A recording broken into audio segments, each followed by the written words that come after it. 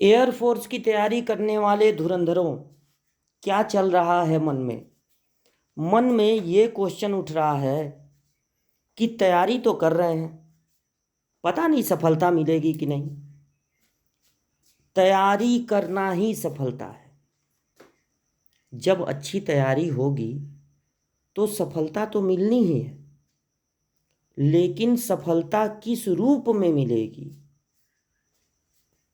ये रूप अलग अलग हो सकता है। लोग तैयारी करते हैं, कोशिश करते हैं, सिलेक्शन मिलता है, कभी कभी सिलेक्शन नहीं भी मिलता है, बहुत तैयारी करने के बाद भी नहीं मिलता है।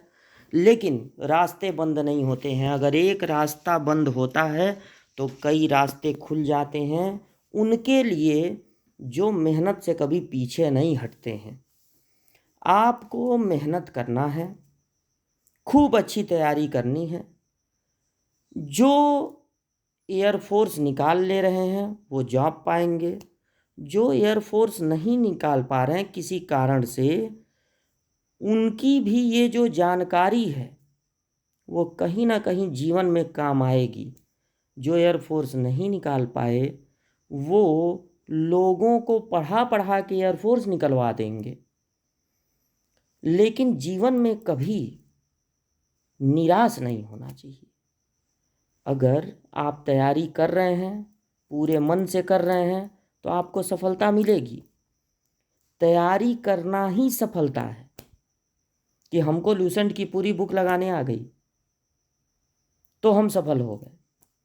अब जॉब मिलना न मिलना, थोड़ा इसमें किस्मत का भी फैक्टर रहता है। तो भी नहीं मिलेगी, कोई और जॉब मिलेगी, इन्हीं जानकारियों से मिलेगी। पीछे नहीं हटना है। और किसी भी तैयारी के लिए एक डायरेक्शन होना चाहिए, एक दिशा होनी चाहिए, एक प्लान होना चाहिए। उस प्लान के हिसाब से हम काम करेंगे तब हमको सफलता मिलेगी। मैथ के पोर्शन में प्लान ये है कि आप लूसेंट की बुक का हर एक क्वेश्चन लगाना जानते हो। क्वेश्चन लगाते लगाते एकदम उसका विकल्प तक याद हो जाए, इतनी कड़ी मेहनत करनी है। इस समय हम लोग लगा रहे हैं ट्रिग्नोमेट्री। और ट्रिग्नोमेट्री क्या है, बहुत सारे इसमें फार्मूले याद करने पड़ते हैं। तो तैयार रहिए याद करने के लिए। अरे आपके सामने तरह तरह के चैप्टर आएंगे। कुछ चैप्टर ऐसे होंगे 50 क्वेश्चन पे 5 फार्मूला, और कुछ चैप्टर ऐसे होंगे कि 5 क्वेश्चन पे 50 फार्मूला। तो अगर दोनों का एवरेज निकाला जाए कि 50 क्वेश्चन पे 5 फार्मूला और 5 क्वेश्चन पे 50 फार्मूला, तो 55 क्वेश्चन पे 55 फार्मूले ही ना हुए। तो एवरेज, अब आपको कोई चॉइस नहीं बनानी है अपनी कि हमको ये चैप्टर पसंद है, ये चैप्टर नहीं पसंद है। आपके पसंद या नापसंद से क्या होता है, और कोई चैप्टर ऐसा है ही नहीं जिसको आप नापसंद करें। आपको जब जैसे छोटी छोटी जानकारियां होती जाएंगी, चैप्टर पर आपका कमांड बनता चला जाएगा। तो आते हैं अपने टॉपिक पे। और टॉपिक ये था कि पिछले क्लास में हम लोग ये तय किए थे कि कॉस साइन वाला पहले देख लेते हैं। साइन 20, साइन 40, साइन 80, इन सब का जो गुणनफल होगा वो हम लोग याद कर लेंगे। तो आपको याद करना है कि साइन 20, साइन 40, साइन 80 होता है √3/8। और अगर तीनों साइन की जगह कॉस है तो होता है 1/8। ये दोनों आपको याद कर लेना है एज अ फार्मूला। अब हमको लगाना है आज क्वेश्चन नंबर 60। अब क्वेश्चन नंबर 60 क्या है? क्वेश्चन नंबर 60 है tan 20, tan 40, tan 80। इन तीनों का जो गुणनफल है वो कितना होगा? तो जब आप याद कर लेंगे कि साइन 20, 40, 80 √3/8 होता है, और tan कॉस 20, 40, 80 1/8 होता है।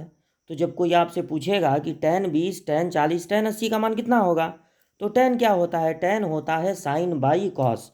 यानी कि कहने का मतलब ये है कि tan 20 को आप लिखेंगे साइन 20 बटे कॉस 20। रुकिए पहले लिख, देखिए, tan 20, tan 40, tan 80 को हम लिख दिए हैं। tan होता है sine by cos, sine by cos, sine by cos. तो ऊपर क्या आ गया, साइन 20, साइन 40, साइन 80। इनका गुणनफल हम लोग याद कर लिए हैं √3/8, और नीचे है कॉस 20, कॉस 40, कॉस 80। इसका गुणनफल भी याद कर लिए हैं 1/8। अब 8 हो गया कैंसिल, और बटे में 1 को लिखते नहीं हैं, मतलब लिखिए चाहे ना लिखिए एक के बात है। तो ये हो गया √3। इस तरह से जो हमारा 60वां क्वेश्चन है उसका आंसर हो जाएगा √3, यानी इस सी विकल्प पे हम लोग टिक लगा देंगे। अब देखिए 61वां क्वेश्चन क्या है, क्वेश्चन नंबर 61। क्वेश्चन नंबर 61 है cos 20, cos 40, cos 80 के साथ एक और चीज़ आ गया है cos 60।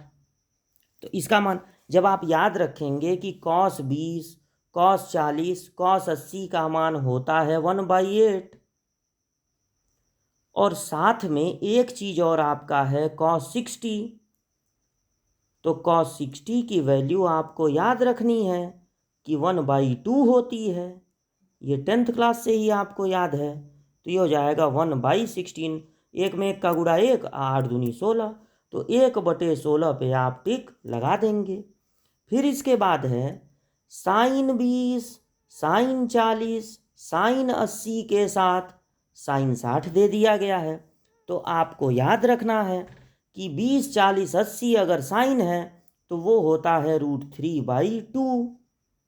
अब इसके अलावा यहाँ पर है साइन 60। तो साइन 60 की वैल्यू √3/8, ये √3/8 है।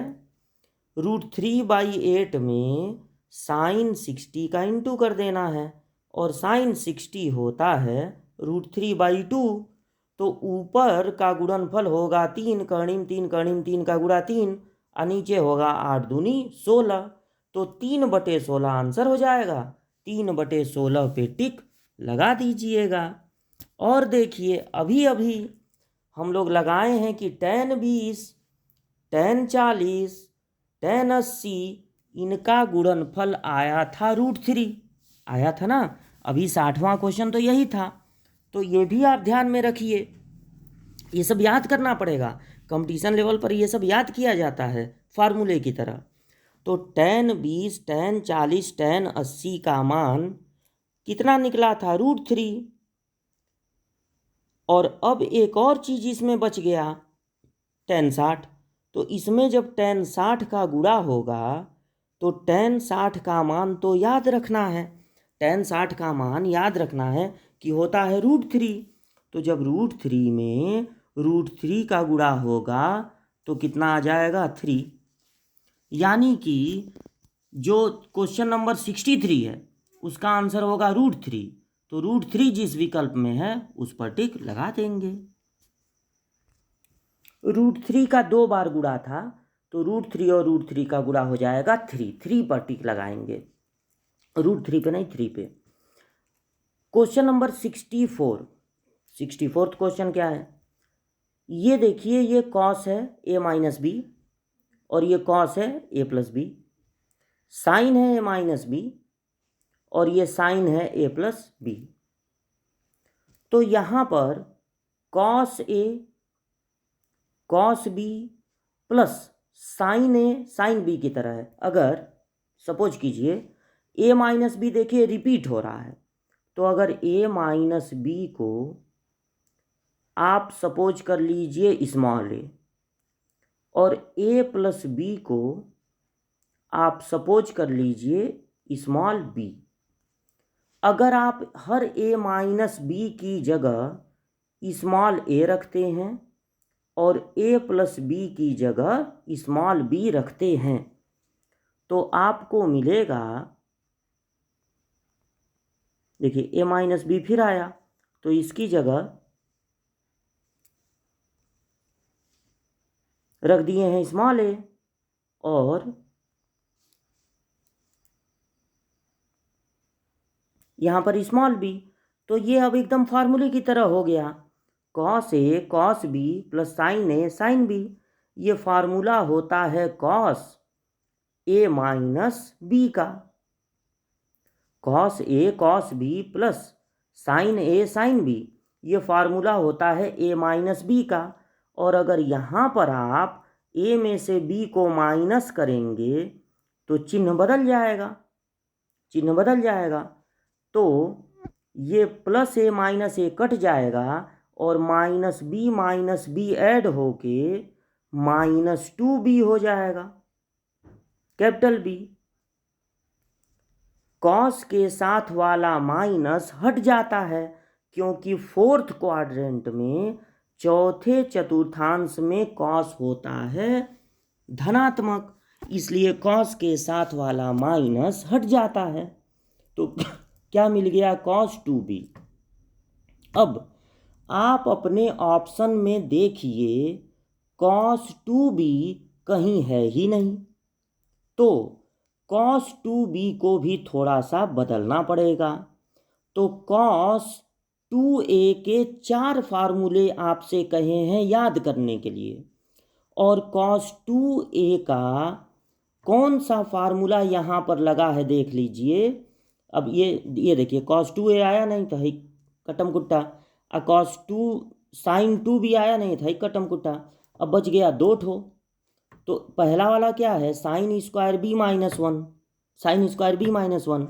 क्या वो cos 2b को लिख सकते हैं? नहीं। cos 2a का सेकंड नंबर का फार्मूला था 2 cos स्क्वायर a, लेकिन यहाँ पर a नहीं है, यहाँ पर क्या है? b। तो cos 2a का फार्मूला था 2 cos square a minus one, यानी कि ये जो b वाला विकल्प है वो है एकदम सही, b वाले विकल्प पे लग जाएगा टिक। अब लगाना है क्वेश्चन नंबर 65, 65वें क्वेश्चन पे हम लोग पहुंच गए हैं। तो 65वां क्वेश्चन है साइन 70 प्लस कॉस 40 और कॉस 70 प्लस साइन 40। ऊपर एक साइन एक कॉस है और नीचे कॉस है और साइन है। तो सबसे पहले आपको CD वाले फार्मूले याद करने पड़ेंगे। अब फिर फार्मूले का एक ग्रुप आ गया, क्योंकि ट्रिग्नोमेट्री में बहुत फार्मूले होते हैं, तो अब फार्मूले का ग्रुप आया है CD फार्मूला। अब आप अपने फार्मूले वाले बुकलेट में CD फार्मूला नोट करेंगे, CD फार्मूला। अब ये CD फार्मूला क्या होता है? इसमें होते हैं 4 फार्मूले। CD फार्मूला क्या बताता है? 2 साइन को ऐड करना, जोड़ना, 2 साइन को घटाना, 2 कॉस को जोड़ना और 2 कॉस को घटाना। इन सारे फार्मूलों में पहले 2 होता है, पहले 2 होता है। साइन का जो जोड़ने वाला फार्मूला है उसमें आपको लिखना है साइन और फिर लिखना है कॉस, ठीक है? ऐसे लाइन खींच दीजिएगा। और साइन, 2 साइन को घटाने वाले में पहले आपको लिखना है कॉस और बाद में लिखना है साइन। 2 कॉस को जोड़ने वाले फार्मूले में दोनों बार आपको लिखना है कॉस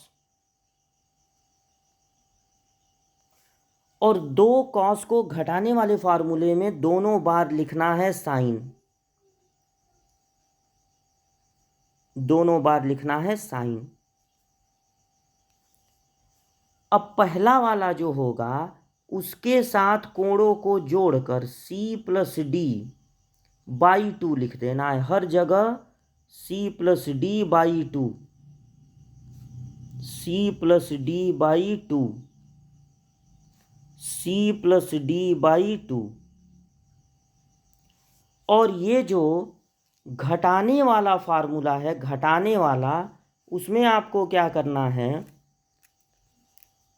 C माइनस डी लिखना है, लिखना है, लिखना है। लेकिन जब आप लास्ट वाला 2 कॉस को घटाने वाला फार्मूला लिखेंगे तो आपको पहले कोण में से दूसरे को नहीं माइनस करना है, बल्कि दूसरे वाले कोण में से पहले वाले कोण को माइनस करना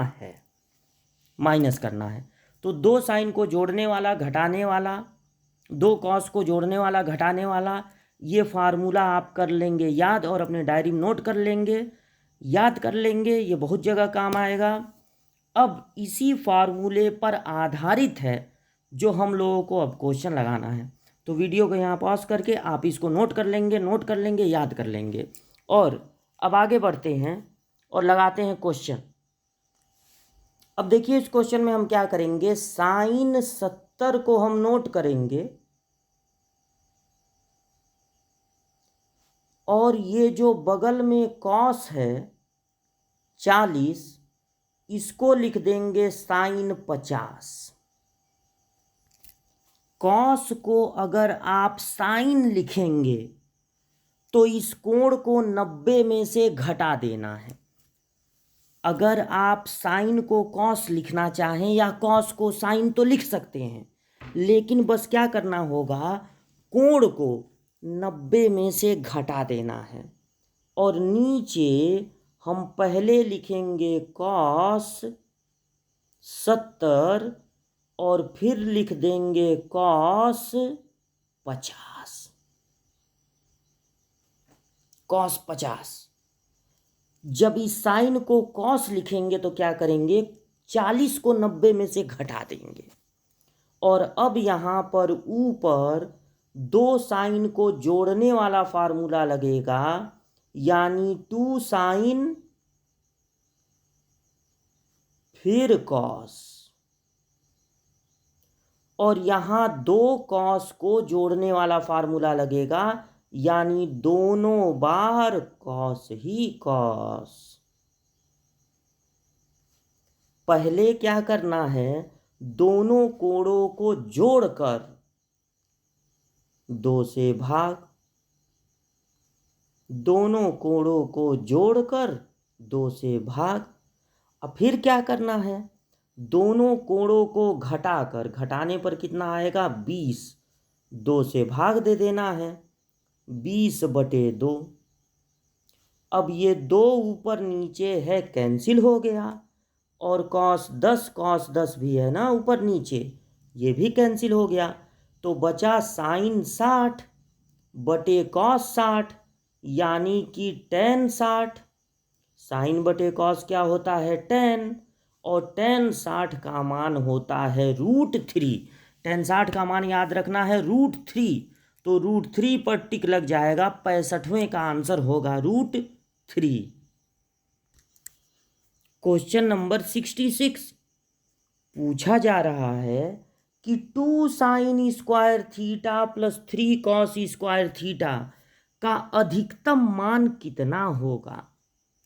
तो जो हम आपको फार्मूला बताए थे साइन कॉस वाला, कि साइन कॉस रहे तो रूट में साइन के गुणांक का वर्ग प्लस कॉस के गुणांक का वर्ग, वो फार्मूला यहाँ पर मत लगाइएगा, क्योंकि साइन और कॉस नहीं है भाई, यहाँ पर साइन स्क्वायर और कॉस स्क्वायर है, साइन स्क्वायर और कॉस स्क्वायर है, तो गलत फार्मूला हो जाएगा ना यहाँ के लिए। अब देखिए, अगर आपके पास 2 साइन स्क्वायर है और 3 कॉस स्क्वायर है, कम कौन सा है, कम है साइन, क्योंकि वो 2 ही ठो है। तो अगर कम है साइन तो उतना ही कॉस अलग कर लेंगे, यानी कि 2 कॉस स्क्वायर थीटा अलग कर लेंगे, और फिर क्या बचेगा, प्लस कॉस स्क्वायर थीटा। जब 3 ठो कॉस स्क्वायर थीटा है तो 2 ठो अलग कर लेंगे तो 1 ठो और बचेगा ना। अब यहाँ से हम क्या करेंगे, 2 को कॉमन ले लेंगे, तो बचेगा sine square theta plus cos square theta. Sine square theta plus cos square theta होता है 1, और यहाँ पर रहेगा कॉस स्क्वायर थीटा। तो अब देखिए 2 1 जा हो गया 2। अगर आप इस फलन का मैक्सिमम मान पता लगाना चाहते हैं तो यह फलन तब मैक्सिमम होगा जब ये मैक्सिमम हो, कॉस स्क्वायर थीटा मैक्सिमम हो। तो कॉस का अधिकतम मान 1 होता है, 1 होता है कॉस का अधिकतम मान।